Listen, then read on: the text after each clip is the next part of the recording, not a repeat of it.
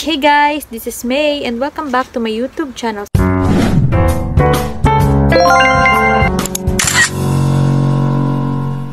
So kung bago ka pa lang sa aking channel, huwag mong kalimutan mag-subscribe and click mo na rin notification bell para updated ka in case na mag-upload ako ng panibagong video. So for today's video guys, i-share ko sa inyo kung ano yung dalawang paraan para mabilis tayong ma-monetize sa ads on Reels.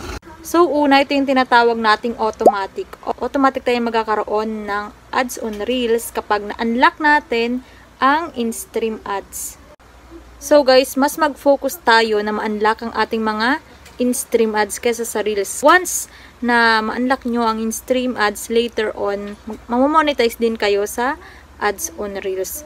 Pero, dapat malinis ang inyong mga video, ang inyong mga ina-upload na content sa inyong Reels.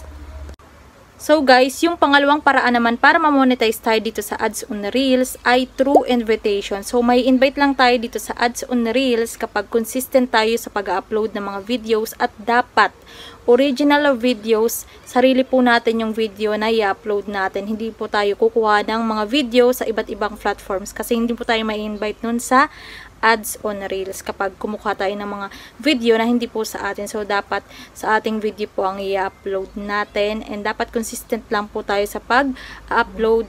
Ayan, konting sipag lang guys and konting tiyaga. So, kung gusto natin ma-monetize through invitation, so make sure na malinis po yung ating mga videos.